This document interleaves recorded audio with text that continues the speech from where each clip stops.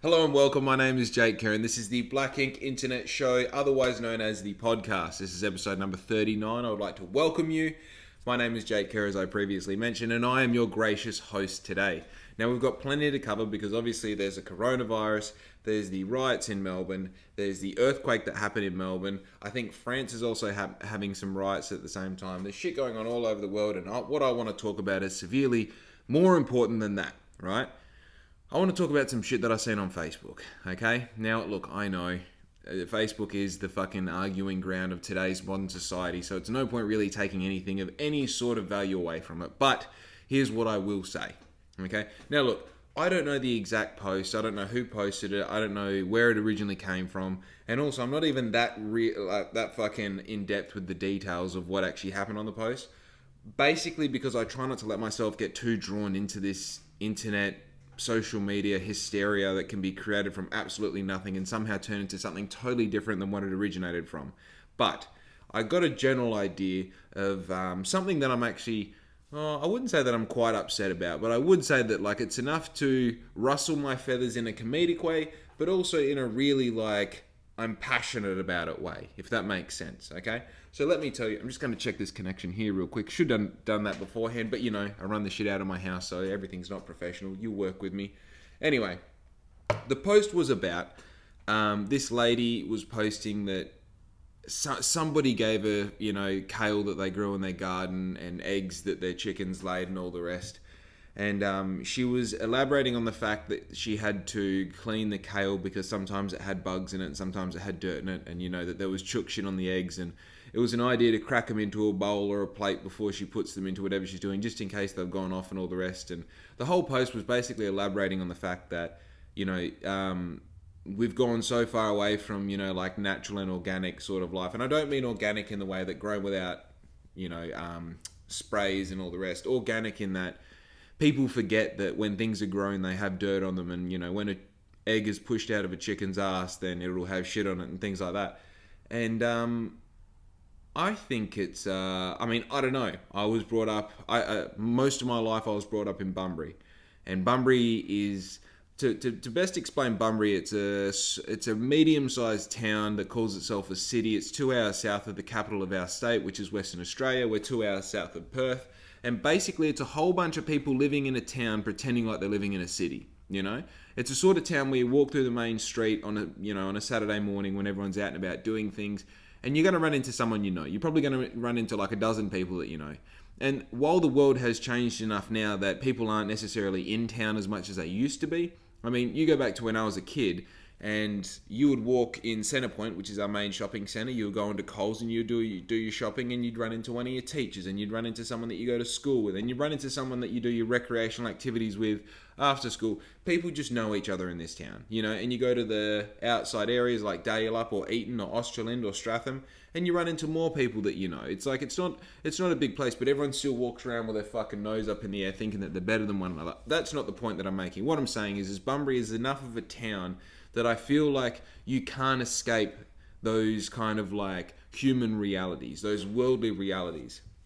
And what I mean by that is, if you live in a city for most of your life, it's quite easy to understand from my point of view, from my perspective, how you might miss some of these beautiful nuances that is the human experience, realizing that these things like the meat that comes, perfectly wrapped in that plastic package at Woolworths or Coles was once a living, breathing animal that is absolutely majestic and beautiful to look at, right? And I'm not trying to push some vegan or vegetarian or organic bullshit propaganda on this podcast. All I'm saying is the reality of what living this life has escaped most of us because we're so protected in these environments that we put ourselves in, and we try not to face the realities of what life is. Right? I'm going to get into some examples that are popping into my mind in a second, but I just want to kind of finish off this thought. Basically, I think when you live in a city, it's really easy to not even be negligent of the fact, but I think it's easy to not even know that food comes from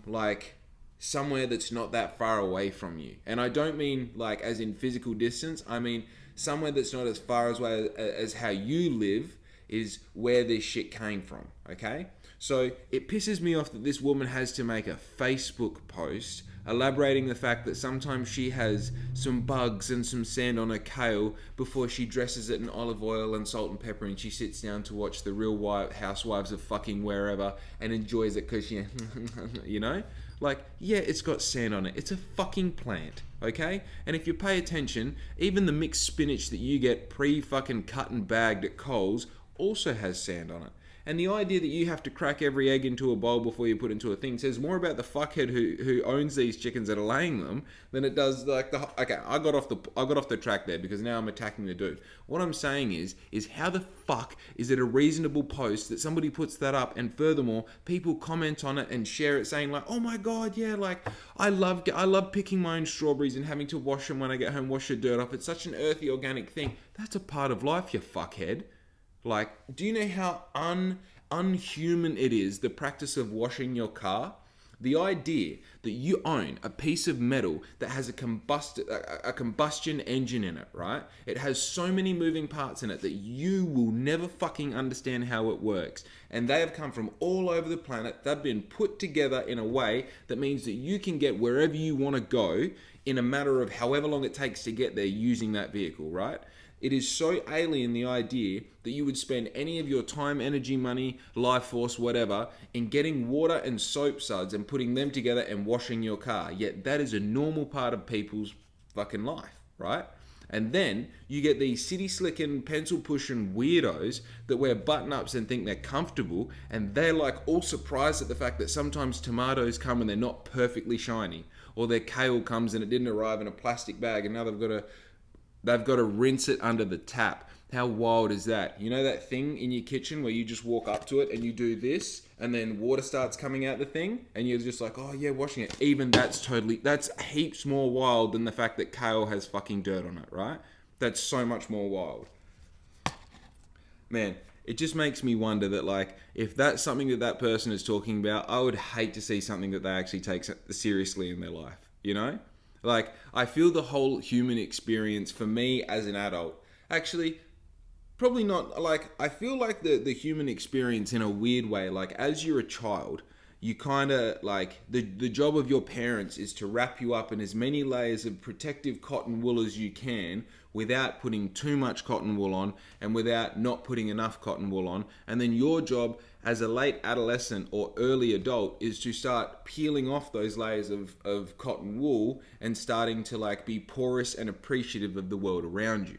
And what this allows you to do is you get to see like, okay, I had this whole set of thoughts or this whole idea of how the world was in this particular area that my parents made me feel, but appreciate that they did that for you as a method of protection. And by you having that realization that there was protection, that you are now more capable and able to negotiate the world and environment around you, right?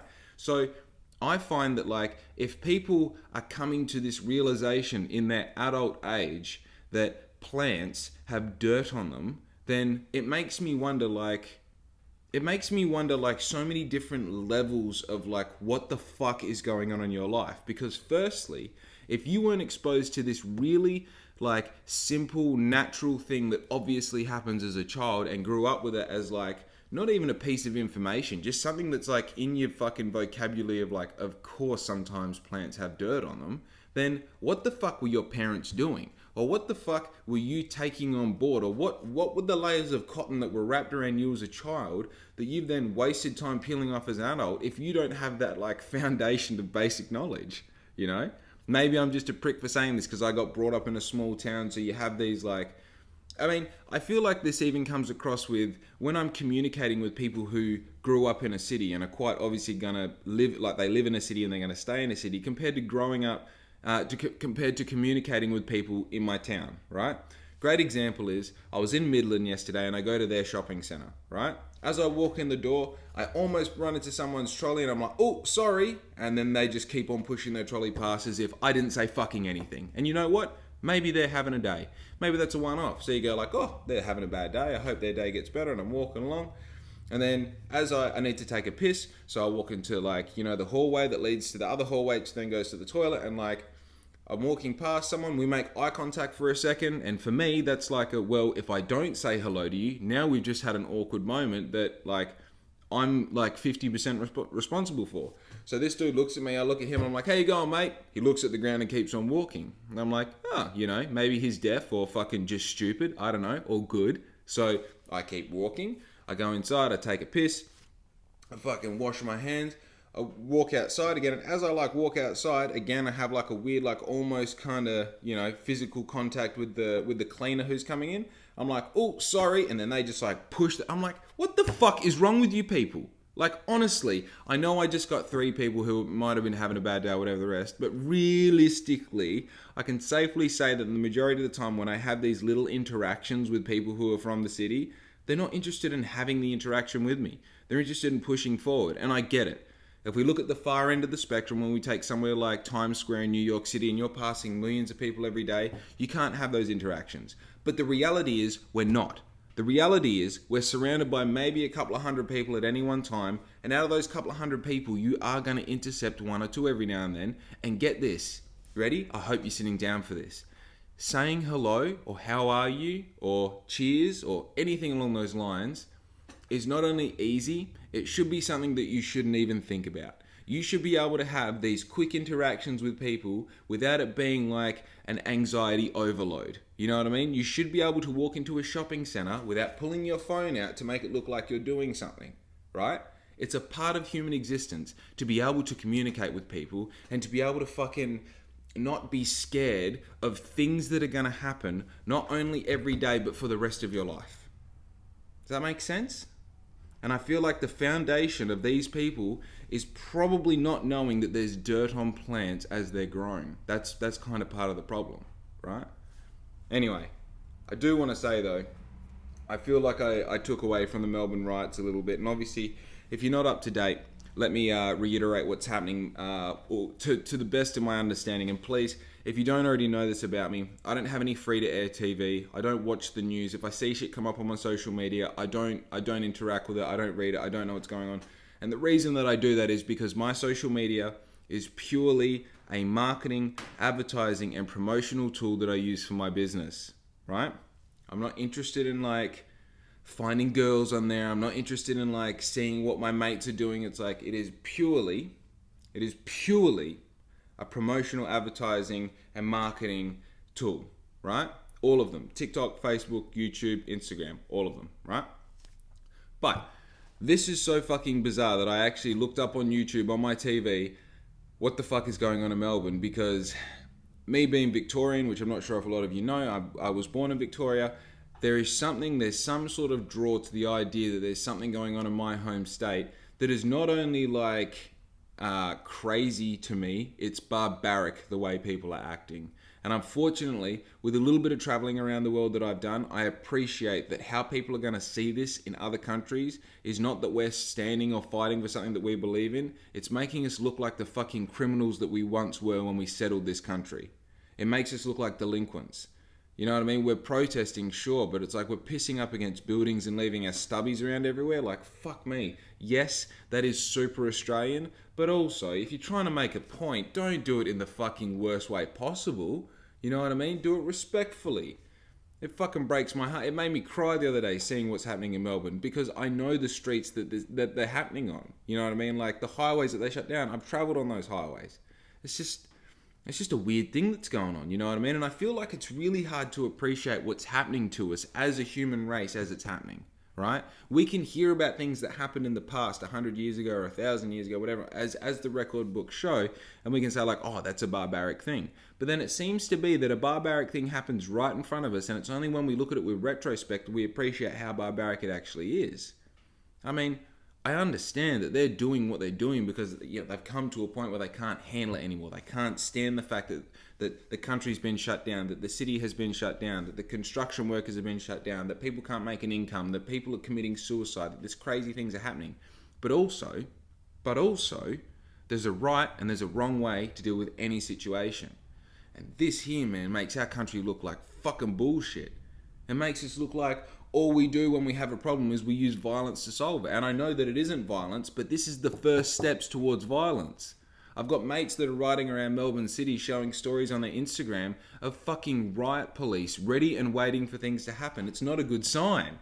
It's not a good sign. And man, Obviously, I don't live there. I live in Bunbury, which means that like I literally don't even know what coronavirus is or what a lockdown is or what any of these crazy mandatory things are. But at the same time, man, we have to fucking be more sensible about this.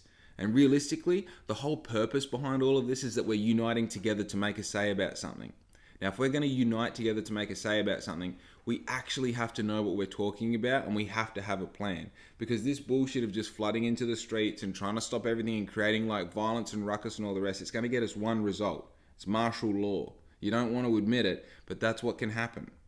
The reality of our whole fucking situation is if you got all the police in Australia to stand in one group and then you got all of Australians that aren't police to stand in another group, the group that we stand in is so much bigger than the group that they stand in, right?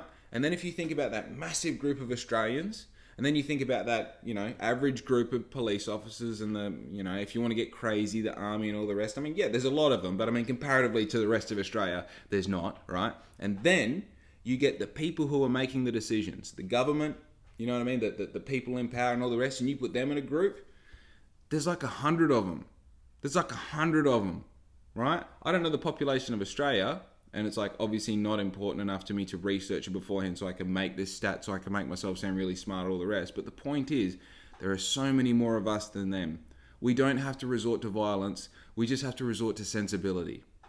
Unfortunately, though, I feel like what we're seeing speaks more to the nature of humanity than it speaks to like what individuals or this us versus them mentality is. It says more about like when there is a crowd, we just fucking join it and we yell whatever they're yelling and we go with the fucking flow. You know what I mean? I fucking hate talking about this. I hate talking about current events because the bullshit part is that we don't actually know what's going on. I'm sitting here in Bunbury talking about like I have any fucking idea what's going on in Melbourne, but you know what the reality is? I've seen what they show me on YouTube. And I can't even get like a real independent source of information when it comes to what's going on in Melbourne because, I mean, YouTube are obviously going to show you the most viewed thing, the most trusted source. And in that sense, it's the fucking news. It's like all these different news channels that realize that no one has fucking free to air TV anymore and doesn't watch Home and Away at 7 o'clock every night. They realize that everyone is streaming everything. So they take these news stories, they post it on their YouTube account. And obviously, because they are a semi-trusted source, someone like me who grew up on Sunrise, I see a Sunrise article on YouTube and I think I'm going to go watch it. But man, you watch these articles and it's just like, can you be any more transparent in the fact that you have an angle and that you're only showing me one side of the fucking story? You know what I mean? So even having an idea about what the fuck is going on anywhere outside of your own backyard, you're getting only the perspective of which the camera that is recording the thing that you're watching is getting. That's the only perspective that you get. So to have an opinion on it, it's like, I feel like I never wanted to talk about coronavirus, but just let me say this, right? The thing that I find about coronavirus is we're having discussions about the vaccine and mandatory this and whether you're going to be able to travel and when you're going to but the point is, we don't have clear fucking numbers of people who are dying specifically and only from coronavirus. We hear numbers of corona deaths that corona is attributed to the cause of death when people had these other underlying health issues. But my question is, if these same people just caught a really severe flu, would they have still died? And if so, why the fuck are we counting them as corona deaths? They're just deaths. They're people that would have died in a time of fucking serious situation, right? And I get it. Yeah, I've got grandparents that I don't want to die. I've got people in my family that have underlying health issues that I would hate to catch coronavirus and die. But at the fucking same time, do you know what I do every day to make sure that I don't die if I catch coronavirus? I eat right. I exercise. I stay healthy mentally. You know what I mean? So the point is, when we're having all these discussions about the fucking, about like, you know, we've got to get these mandatory vaccines, we've got to have our rights, like, just give us information about the fucking foundation of this whole problem, which is the coronavirus. Just tell us what that is about. Don't tell us about all the bullshit that comes after it. I mean, the fact that we're having the fucking AFL Grand Final in Perth is a complete fucking joke about the coronavirus at all. Because it's not like the coronavirus doesn't exist in Perth, and yet we're still having these massive congregations and like just going like, yeah, it's all fucking good, it's the AFL. How can we not have the AFL Grand Final? How will we know who won the footy kick game? We'll have to fucking, you know what I mean? So realistically, does it not make sense that all of this is just like a propaganda machine that's kind of, you know, for whatever reason, I mean, who knows why they want us to take the vaccine? Who fucking knows? Who knows why they want to push everyone indoors and they want people to not be social and they want people to not have this contact and communication and all the rest. I don't fucking know. But you're going to tell me that it's because of a virus that hasn't like actually, I don't want to, you know what I mean? As much as I want to make good content that are going to, prompt people to engage and to be involved with the conversation that I'm having, whether they're for or against it, I have no fucking interest in talking about this corona bullshit, because at the end of the day, if you want to have an opinion or if I want to have an opinion, the only similarity that we have with each other is that we don't fucking know what we're talking about. And that applies to most things. I've said this before in podcasts. You take the thing that you know the most about, right? It might be fucking fill in the blank. It might be building motorcycles. It might be cycling. It might be roller skating. It might be cooking, right? The reality is, if you take everything that you know, it's still not a fucking drop in the ocean of information compared to anyone who knows more than you. And you go, like, that, it sounds like a fucking dumb thing to say, but what I'm saying is, like, the thing that you know the most about still makes you a child in the race of knowing whatever it is about that particular topic. So therefore, like, I'm not saying that you shouldn't talk, but every time you have a discussion about it, understand that you don't know, right? So when people stand there and want to have this conversation, like I spoke to you about that old lady who said it's my social responsibility to get the vaccine and all the rest, like, bitch, you don't know what you're talking about. You get your information from fucking free-to-air TV news. You know what I mean? Like, literally, I'm sorry to say this, but I'm 28, and when it comes to attaining information that is, like, trustworthy, legible, reliable, I'm a fucking genius compared to you. I know where you got all your information from because your whole generation are parrots. You hear something on 7 News and you repeat it word for word. And then you go and repeat it to this person over here, and then this person goes and repeats it over here, and this person, and then we have a whole thing of Chinese whispers, and all the news has to do is have like some sort of negativity stirred into the bullshit pot, and then yous cunts all believe you need a vaccination. Now, I don't know if you need a vaccination. I don't know if you don't need a vaccination. I don't know if I'm going to get it. I don't know what the fucking deal is, but more to the point, if I'm a fucking stranger in the street, don't talk to me about it. Don't talk to me about it. That's almost as stupid as flipping off someone in your car. That's what gets me, man. Like, I'm not saying that I got weapons in my car, but if you flip me off in a car park, there's a high chance you're going to be fucking hit with something coming out of my car because you don't know who you're flipping off. And I'm not an aggressive guy. You can tell that by the way I'm recording this podcast, talking at 1,000 words per minute and getting psyched up about fuck all. But you go and flip someone off in a car, they've got dark tinted windows, next time you pull up at the red light, the window comes down, there's fucking 4 dudes heavily tattooed and together they weigh like 1.3 tons. You start thinking like, fuck, I probably shouldn't have flipped them off. Point of the story is, you don't know. You don't know what you're fucking with, you don't know what you're talking about, and that applies to everything. Why? Because you're a human. You can't know. You're too nuanced in your own life. You're too biased with the experiences that you've had. Does that make sense? Anyway, let's drop that. I'm getting wound up about fucking, you know? I tell you what I do have coming up though. I just released the Purpose tee on my website today. I'm stoked about this tee. I think it's one of the best full color tees that I've released so far. It's so simple, yet so like captivating at the same time. It's got really cool colors. I like the meaning behind it. So yeah, that's gone live today. I had all my VIP pre-sales yesterday, I believe it was. There was like 30 of you. So if you're one of those 30 people who got first dibs on the tee, congratulations. And also Bowie Matthews secured the top for himself, the original one with the print on the angle. Heaps of people wanted it, but he was the one who got in first and fucking secured it. So congratulations, Bowie. And also thank you to all those people who ordered the pre-order. Now, this week coming up, I've got new hats coming in. My socks should be landing as well. I'm going to have a black and a white variant. So it's the same socks that I had before. There was just a heap of people that missed out. So before I go and make a new style of sock or a new design or anything, I just wanted to make sure that the people who missed out did get a pair of socks. And also there I have, obviously I'm repeating the ones that are already made, which are completely black. And then if you can imagine them just inverted, so what's black is white and what's white is black, I'm also going to have the same amount of those released at the same time. So that's super exciting. They're $18 a pair. They're $18 a pair. They're super comfortable. And the biggest feedback that I'm getting about these socks is how comfortable they are, because they've got like that strap that wraps around the center of your foot. It like really shapes to your foot. So they are an 8 to 11 sock, which is that's like that one size fits all kind of sock, and you're like, fuck, here we go. Like someone like me, I've got like a size 11 and a half, 12 foot. You think the thing is it's like, it's gonna kind of like pulling a fucking condom onto your foot. You think like, oh yeah, it'll work, but it probably shouldn't be on there, But these socks, man, they're just the right height. They sit that couple of inches above your shoe, and it seems to be whether a girl with a fucking size 6 foot or me with a size 11 and a half, they sit at the same height. And evidently, they're super comfortable as well. People are using them as their daily, so I'm super stoked that they're a great quality sock. Obviously, I can test them as much as I want to, but you never really know how good something is until you've had it out there and it's been tested for a good few weeks, good few months, and you start, you obviously get that feedback from people, and So the socks they're a brilliant quality.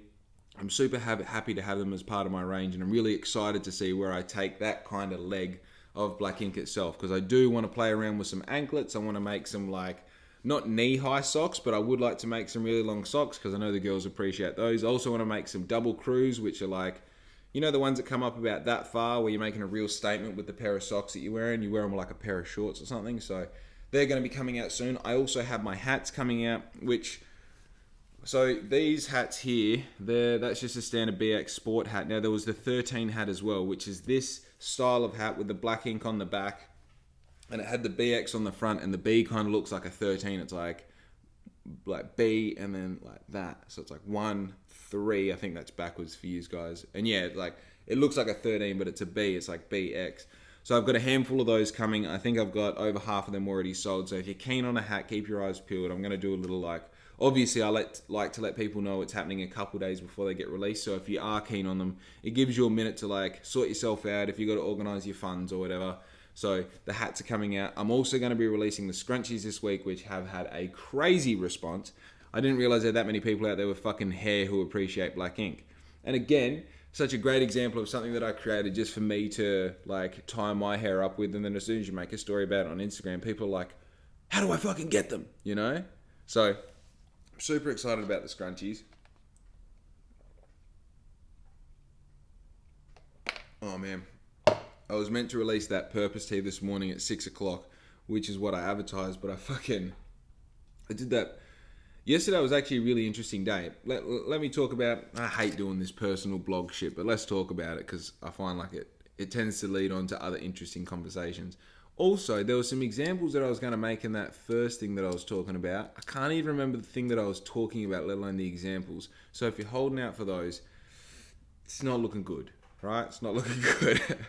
But yesterday, yesterday, if you follow my Instagram and you watch the podcast, let me say, yesterday was the day that I did that thing where I went and hid a motocross jersey somewhere in Bunbury and then posted it on my story for anyone to come and get. I probably put it a little bit too far out of the way. I left it at Paper Out Coffee, which is on Dodson Road in Halifax, which is the industrial area. Let me explain how it got there, because I was going to catch up with my friend Craig, who he's the mastermind behind Townhouse on the main street there, the cafe. And so I went to his place on my push bike, and I was like, we'll go grab some coffee. He's like, yeah, do you want to go to Paper Out? I'm like, sure, dude. Anywhere else in town is heaps closer than that. We're going to the industrial area. I didn't say this, but in my mind, I'm like, you know how you anticipate, okay, I might do 5 or 10 Ks on my bike. It's we're going to do 10 Ks just going out there sort of thing. But I was like, fuck it. It's what we're doing. So I was like, yeah, man, of course, let's go to Paper Out. And consequently, it was hell good, because having a nice long ride, and also when you go somewhere that far, you're not kind of there for 10 minutes. So the whole thing was just a great opportunity to actually get a fucking conversation in. And I find that's something that I really struggle. The people that I would consider Craig a really good friend, but at the same time I consider him a mentor. He's 10 years older than me. He's got 10 more years of experience. He's in business for himself. There's a lot of angles and perspectives that he offers me that I really genuinely don't see for myself without him being the catalyst. So I appreciate getting this time. And also, these people that have something to say are really fucking hard to get a hold of. They're hard to pin down for a couple hours. Why? Because they're fucking busy doing shit. The busier people are doing shit, the more likely they have interesting shit to talk about. That's what it's all about. So doing this nice long ride and having an opportunity to sit down with them, and also being somewhere where it's nice and quiet and it's spread out, so you're not listening to the fucking fat bitch next to you talk about some bullshit that really doesn't even matter to her, you know? So I did appreciate having this time with him, but also because I was there, I was like, that's great. I'm going to I'm going to place this somewhere at Paper Out for someone to come and find. Now, should I put it somewhere in the main street? Sure. I mean, I like the idea that I would hide it at 8 o'clock in the morning and someone would come and snavel it up at 10 past 8 because it's a fucking $100 jersey. You know what I mean? But I think the reality is it was fucking Thursday morning at 9 o'clock and everybody's actually at work at Thursday morning at 9 o'clock. So, but it was kind of cool because Paper Out, which is a cafe, by the way, another fucking local young whippersnapper, Martin Fraser, owns Paper Out. Super great, super high quality coffee. Couldn't recommend it enough. I love going there. It's only because it's a little bit out of the way for me that I don't go there more, you know? And also support my boy Craig. Like, I love Townhouse. It's my fucking... Townhouse is my local. It's my daily. I love it. You know, I love the vibe. I love going and seeing Craig. I fucking hate being around people in general, and it's quite a... It's a very, like, intimate setting, you know? It's one of those situations where if the cafe is packed, personally, I won't go there because I don't like the acoustics in there and that. Only because like I've got industrial deafness, I can't fucking handle heaps of people talking in a room. And if there are heaps of people talking in a room, I can't concentrate, and I literally have to look at the person's lips who's talking to me. So I'm like, "You're talking about dogs, right? Yeah. Me too." But I got way off track. So I hid this fucking placed it inside a Paper Out, and it wasn't until like 3 or 4 hours later that someone was messaging me saying like, "Oh, why do you have to do this while I'm at work?" And I was like, "Dude, your work is around the corner from there. You should just take a break and go get it. No one's messaged me yet, you know?" And then sure enough, I think it was like 35 minutes later, she literally like sent me she tagged me in a story saying, "Oh, I fucking got it right." It's like, yeah, dude, fuck, of course, you know, go get it. So I think the next time I run one of those, I might try and run it maybe on a Saturday or a Sunday, and maybe go in the CBD so that it's a bit easier for people to find. But enough about that. So Craig and I did our ride. I was meant to leave to go to Perth at like 10 o'clock in the morning, putting me in Perth at like lunchtime, but unfortunately I didn't get there. I didn't actually leave home until like 11 o'clock. So beautiful drive up. This is the thing. I've driven to Perth so many fucking times now that the drive doesn't like it doesn't even feel like 2 hours, because you're just kind of going like by all the iconic kind of parts of the trip. You're like, oh, we've gone past that servo, we've gone past that tree, we've gone past that road, right? We've gone past the point-to-point cameras, we've done that big left-hand bend, we've gone past Safety Bay Road, and now we're basically at the city.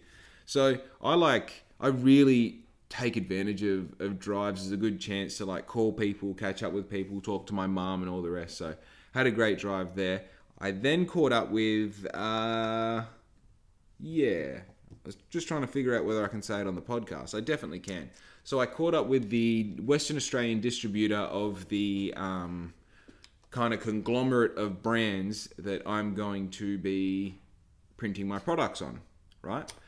So if you haven't quite kept up with the suggestions and all the rest, let me be transparent. Let me be slightly transparent with what my plans upcoming are. Today is Friday, and on Monday I will take, fingers crossed, everything going to plan. And obviously you don't want to ever, count your chickens before they hatch. But fuck me, I'm doing everything right, so I'm gonna fucking, bet on myself here and say that it's gonna happen. But Monday I will be taking ownership of my new screen printer, and I'm going to be producing my own tops. I have a heat press as well. I have a kind of very loose plan for the future to one day own a digital printer, digital garment printer. So the idea would be that I would be able to manage all of my own printing needs, and on top of that I would be able to supply a printing service for other small businesses and sporting clubs and all the rest. So that's kind of been my ambition. That's what I've been semi-secretive about for the past like month or so. Only because I don't want to fucking talk about something that hasn't happened. And I feel like even talking about it now is a little bit different, because there are so many moving parts in place that if it doesn't happen on Monday, it's gonna happen eventually. It's just Monday is the day it's meant to happen. Honestly, it's gone on so long. It's gone on for about a month now. So I'm a bit exhausted in the effort that I've had to put into it, but at the same time, it seems like everything in business takes fucking 4 times as long as what you ever anticipate it is going to take, at least. So I'm at the point now where I'm not emotionally upset about it. I'm more logically, in a bit of, what would you call it? It's just like I'm logically restless. So it's like, okay, everything that we can do to make this happen as soon as possible, let's do that. If I need to go and do something for 4 hours that's manual labor to make it happen, tell me where I need to be, tell me what shoes I need to wear, and I'm fucking there. You know what I mean? So hopefully, all going well, I get my screen printer on Monday, and obviously having my own screen printer means a whole heap of things. You know, like I need tags, I need the clothes themselves, I need the space, I need all the equipment, So one of the last things I can do before taking ownership of the screen printer itself is obviously the garments that I'm printing on. And this is one of those things. I mean, like I can explain to you my what do you call it? I can explain my strategy or like my theory behind the order of things that I'm doing things, and you can obviously pressure test it and come up with a better way yourself.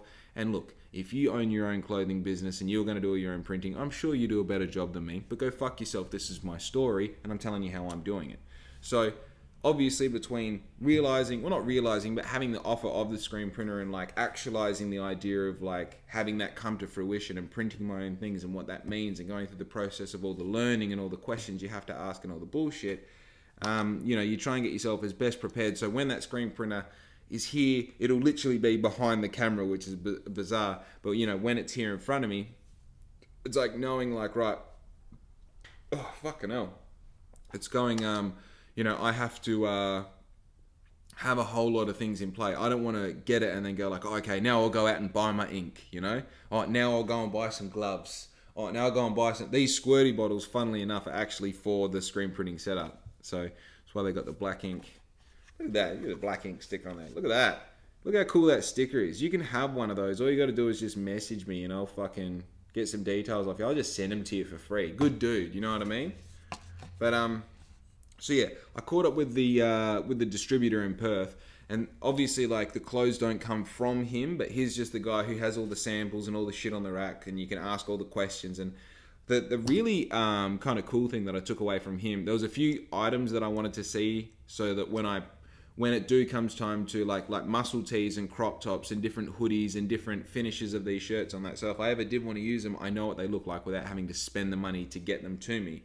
But more to the point, it was really nice to ask technical questions about the garments themselves where I can fully understand what the fuck I'm printing on and what I'm delivering to people. And when people have a problem with like maybe they're not washing well, or maybe they had some part of the construct of the tee has fallen apart, or maybe they found that a print isn't necessarily as good as it's not lasting as good as what they thought. Being able to have this dude here and having this point of reference where I can ask him the most technical questions, and if he doesn't have the answer, he has access to the people who have the answers. And on top of that, talking to the guy who talks to all the guys like me in the state. Super beneficial, you know what I mean? Just saying like, if I wanted to make something like this, who would I talk to? Or can I get this produced in Perth? Or can I get this produced in Australia? And just having that someone I can talk to. And obviously I went with my list of questions and he gave me heaps to think about, heaps to research. I saw a heap of stuff. So it was a really cool little interesting meeting. But moving past that, I So I fucking... I don't think I need to say anything else about that. It was just that was like I had to make it to Perth in lunchtime for that. And then I was seeing my mate Kim, who if you're not up to date, Kim's the one who second wheelie of the day at the Perth Motorcycle Show. Unfortunately, just had a I don't know what word to use because I don't want to seem offensive at all. He came off his Harley doing a wheelie, unfortunately, and landed in such a way that he fractured 4 of his vertebrae in his back. So he's at home, he's posted up, he's going to be there for a while. So I wanted to check in with him, make sure everything's all good, have a bit of a chat, just to hang out and a yarn. And as it turns out, like I was there for 3 hours and I could have fucking stayed all night. Just, I don't even like drinking beers, but I could have stayed there drinking beers, just talking shit all night. It was such a good, just to sit down and like, it reminded me how important it is to hang out with people who like doing what you're doing. Who like doing what you do. And like, there's nothing more I love than like a Saturday where you're out, you're on the Harley, you're going spot to spot, you do some burnouts, you do a couple stunts, you have a beer here and there, you have some food, you have a laugh. It's all a good time, you know, like that's my fucking idea of a perfect weekend, is doing shit like that.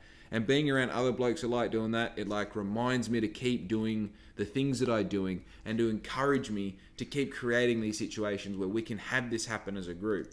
Because the reality is, like, life is ending so goddamn quickly. My 20s is just about over, and I want the cool stories. You know what I mean? I want to have those fun times as much as I want to be able to talk about them when I'm fucking 50-something years old. You know, I still want to be doing them when I'm 50 years old. I still want to have these people in my life that enjoy doing it as well. And the thing that reminded me yesterday is, like, I'm not floating my own boat here, but I had to go out of my way to go and see him. It was a very conscious effort to go from where I was, and obviously having a plan afterwards to go and see him and sit down and talk with him. And while I was there, I realized how much this wasn't, like, it's not even that it wasn't for him and it was for me, but it was the fact that, like, I felt again like I was connected to a community that I cared about and it cared about me. And that's super important for life. That's super important for the thing inside of you that makes you feel good, you know? And it's like, in no way was it a job to go and do this for Kim. That's not what I'm saying. But it's like, it was a nice reminder in a subtle way that the world is bigger than you, you know?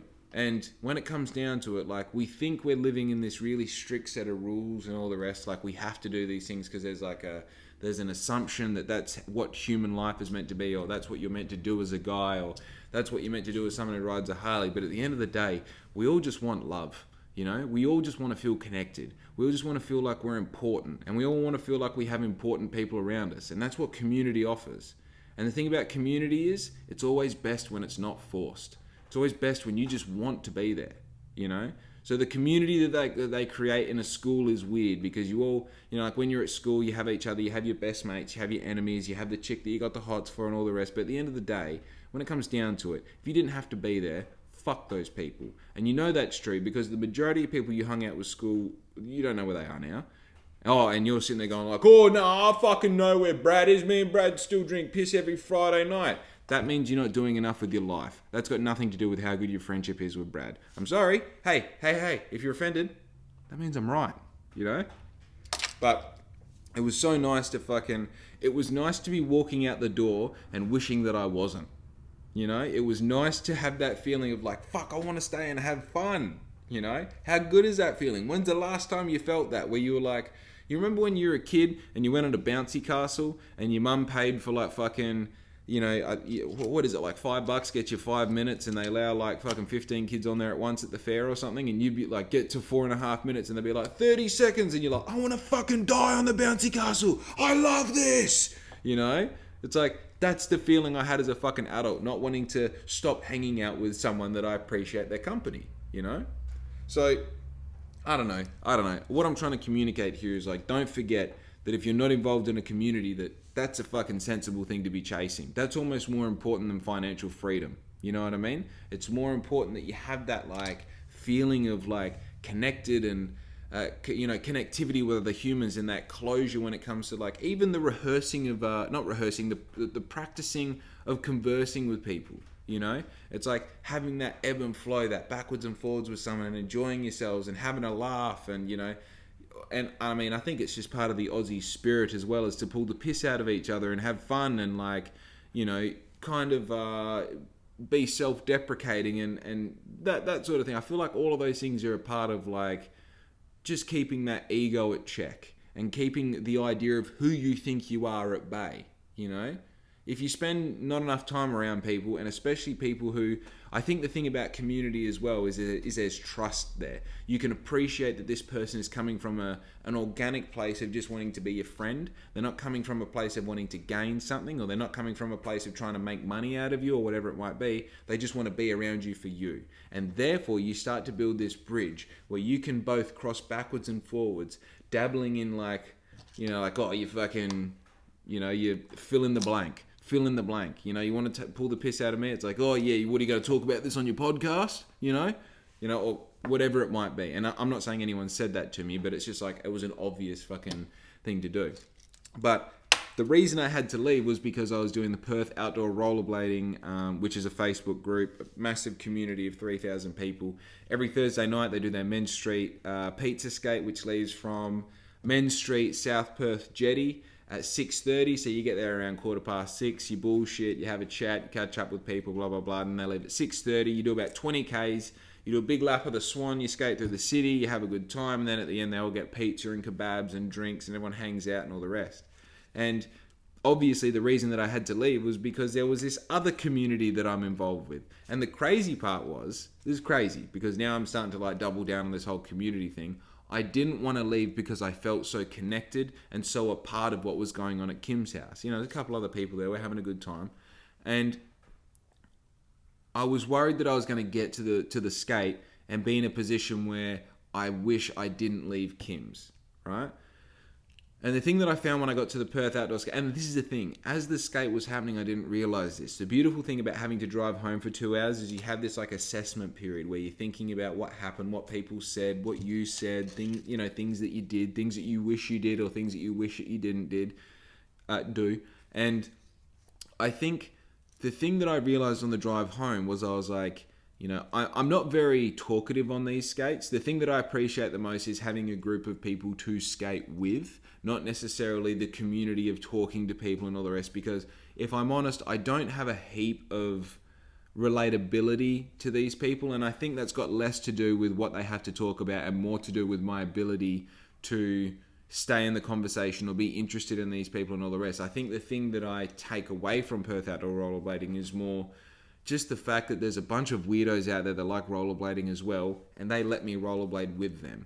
So I spend a lot of the time with my headphones in, and if you don't know this about me, I'm really good on rollerblades. So like even as people like they may skate up to me to like have a conversation with me, it's very much in my skill set to be able to make it look like I was already skating this way to not give you a chance to say hello to me. So not saying, I mean, now that I say it out loud, it's fucking rude. But that's not, honestly, it's fucking dark. I'm on skates. I'm already feeling insecure. I already know that people are looking at me because of my ability on skates. And to be very honest, the last thing that I want to talk about when I'm skating, get this, is skating. I don't want to talk about technique. I don't want to talk about the equipment. I don't want to talk about, how long you've been skating or how long I've been skating. I don't want to hear your, you're so good, or I don't want to hear any of that. If we're going to talk about anything, I don't even want to talk about BLXCK INK, I'm literally just there to fucking let my feet do the talking as far as like how my day's going. And the thing that I took away from that when I was driving home was I had I wouldn't say meaningful, but I had 4 conversations that had fiber to them, And those 4 conversations, each of them, said, "Hey Jake, how you going?" Rah, rah, rah. I haven't skated with these people for like 3 months, and they know my name. They come up to me and they say hello. Come up, "Hey Jake, haven't seen you for a while. Rah, rah, rah. What's been going on? Have you sold the caravan?" "You have sold the caravan. That's crazy, rah." And it made me think that's exactly what I didn't want to leave at Kim's house. You know what I mean? It wasn't that they knew my name or they knew my interest. It's like the fact that they had time for me and energy for me, and that feeling of being connected to something greater than me, And it makes me think, do I go there purely for the skate? Or do I also go there for the community, for that feeling of like, this is another thing that you're connected to? And I have this really odd relationship with communities, I think. Now that I verbalize and I say it out loud, I think the way that I perceive what communities are that I'm involved with or whatever it is, I almost take advantage of the fact that I'm a part of them.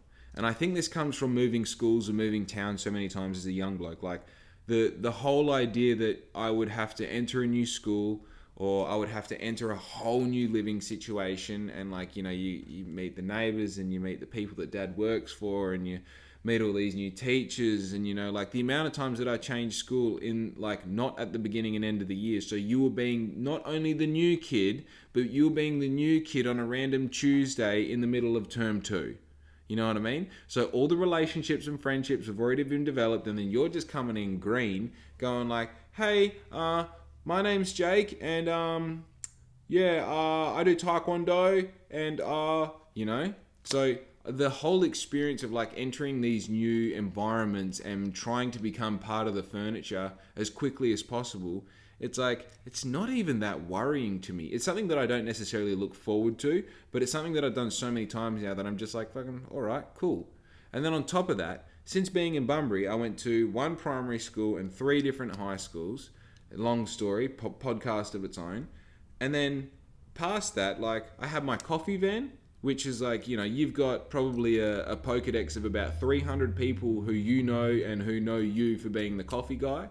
I've then got speed skating, which had its whole total thing of its own. I then worked in the mining and transport industry, which are both things where you can like literally know, you have to know like 100 names and faces just to do your job. You know, like with mining, being a process operator, it's like you have everyone on your team. Then you have everyone in like the electrical department, you have everyone in the office, then you have all the fitters, and then you have all the contractors, then you have all the subcontractors, and like all these people that you know. I then have a fucking very, very deep, vast history in partying, and if you're not someone who's partied pretty hard, and the thing about Bunbury is like that almost has 2 communities, because you've got the partying community of Bunbury, and then you've got the partying community of Perth. So it seems to be like all these, whether they be micro or massive communities that I'm a part of, I feel like I take them for granted sometimes. That, you know, and I think that was one of the biggest things that I felt when I got rid of the coffee van, was that I wasn't having these conversations and I wasn't seeing these people all the time, and you know, I didn't have that constant fresh face talking to me like happy to see me and all the rest. And I felt like I know when I was truck driving, I felt like I was empty. I was kind of, it was difficult to find this passion for life that I had before, because you didn't have that connected thing. And then also on top of that, you know, it didn't matter how well you did your job, you got paid the same, you got treated the same, and sometimes if you put in more effort, you'll be treated worse, you know. And I think the thing about community is the more effort you give to it, typically the more it pays you back, the more you get back in dividends, sort of thing.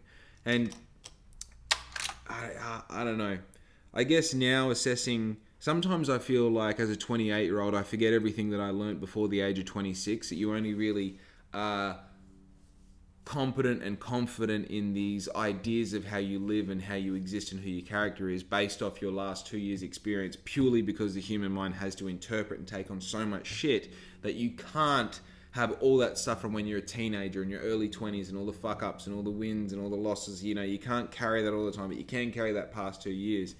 So I feel like, you know, that whole the essence of community and being involved in a community and understanding what that means and what that is like, you just got to keep participating to appreciate it. You know, like I have to keep having these experiences where I'm leaving that communal setting and I'm like, I don't want to go, I want to keep hanging out with these guys. And I think that's something that I like about Perth being 200 kilometers away, is you, in one sense, it's like obviously you are disconnected from these communities and you don't have the accessibility that you would have if you were living in Perth and everything was half an hour away instead of being 2 hours away.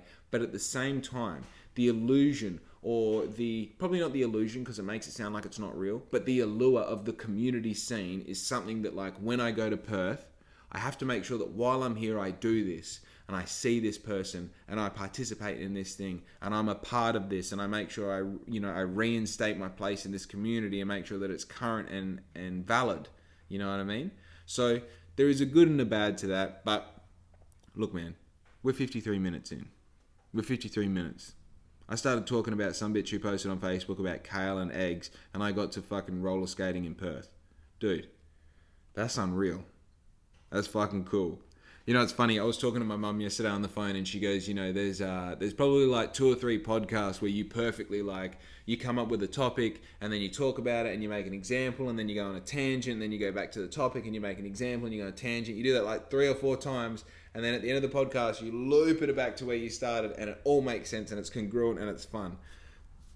And I was like, yeah, Mum, I'm fucking 39 podcasts in, and you're talking about the home run of recording a podcast is actually talking about one topic, staying on topic, and not deviating from it, and trying not to get too fucking confused in all the bullshit tangents that I take.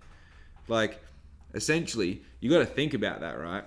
That podcast that she's talking about, and obviously, hey, Mum, I know you're listening, but the thing about that podcast is, like to have one topic where everything is congruent and the examples that you use are good ones and they're effective and they land with the audience, and I'm properly translating my thoughts into ideas that you can then digest and turn into something. Being able to do that over and over and be topical, and also it all be nicely packaged in this envelope of a podcast. If you think about what that is in writing, that's an exam that you've made a draft of. It's not an exam, sorry, it's a essay that you've made a draft of, and then you've proofread 3 or 4 times, making edits along the way to have this beautiful finished piece where it goes here's what I'm going to talk about it. You talk about, and then you conclude talking about it, and you're like, right, that's the thing that I talked about. So to do that in an audio sense, in front of a camera, by yourself, with no one helping you, no notes, no fuck all, smoking the reefer, dude, are you joking? You should be fucking congratulating me on those 3, not expecting that the other fucking 36 are up to standard, And I'm not saying that's what she did. She's my mum. She's my biggest fan. I could get on here and talk gibberish and she'd still think it was the best thing ever, so sometimes I got to be a bit fucking careful about taking the the props that she gives me. I'm like, look, Mum, I know you love it, but you love everything that I do. But that's half the reason that I have this confidence, is because she believes in me as much as I believe in me, and that's what it's all about. So don't forget, be good to your fucking mother. Now, I'm going to sign this bitch out, but before I do, I need you to do some things for me. I need you to go on my Instagram account. I need you to follow me if you're not. Like all of my posts. Comment your opinions on all of them. Save the post. Go on Facebook. Like, comment, and share all of those. You're going to subscribe to my YouTube channel. You're going to like this video. You're going to comment your favorite part. You're going to go on TikTok. You're going to like all of my posts. You're going to comment your favorite part. Send them to your friends. Save them and upload them on Instagram, and then tag me in them as well. I'll tell you what. If you do all of that, you don't even have to prove it to me. I'll give you a t-shirt. How about that? Anyway, your boy's out. I'm done. This is episode 39. Be good to your mum.